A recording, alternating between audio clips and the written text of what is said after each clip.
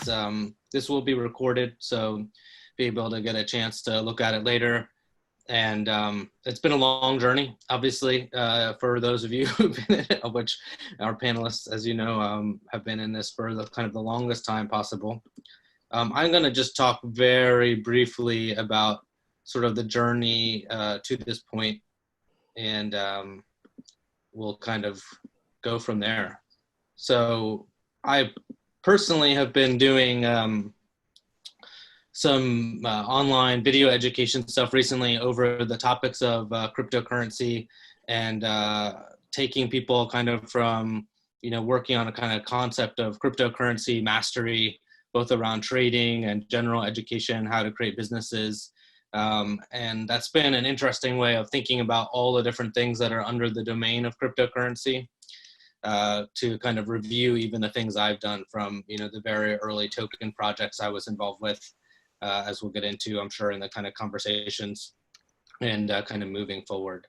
But I just thought I'd review three kind of interesting early sort of pre-projects from, you know, the 2014 era.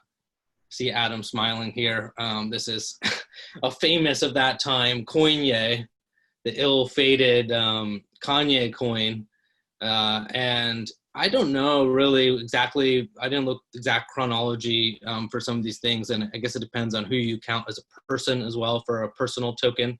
But Kanye did not authorize this. He apparently was not very happy, but it was a very popular sort of meme coin for a while. And, you know, I guess maybe he was offended by his likeness as a fish. It kind of gets into a little bit of the question of what are possible use cases for coins that involve celebrities, whether it is sort of mocking them, using them as a humor, or actually something that they can leverage to build their own brand. And I think that's one of the conversations that will be happening today on that topic. And then Tatiana coin, which for those of people who are familiar, you know, kind of have the whole gamut of what the technology was available to do at that particular period in, you know, 2013, 2014.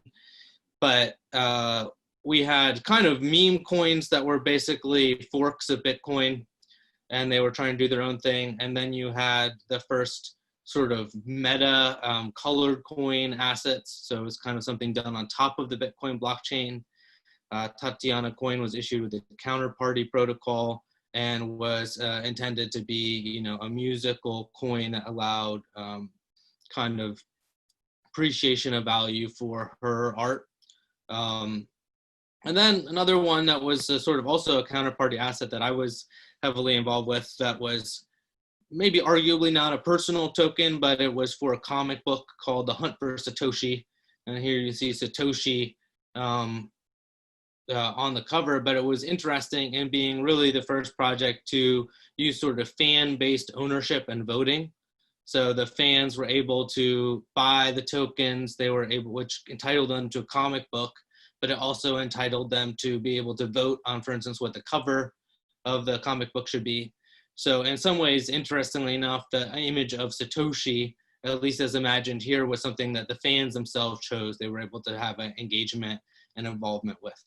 And, you know, because this was all done on the Bitcoin blockchain back with, you know, 10-minute block times and, you know, however many cents the fees were at that point, I think the engagement mechanism was a bit low, and to some degree the industry lost interest in these things for a little while.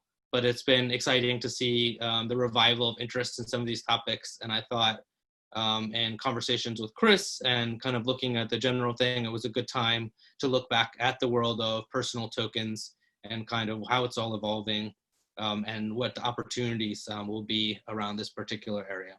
So that was what caused me to get interested, and I'm here to learn as much as anything else. I think when I was in the 2013, 2014 era of these things, I thought, this is right around the corner. It's here. I'm ready to like put all my energy into making it happen.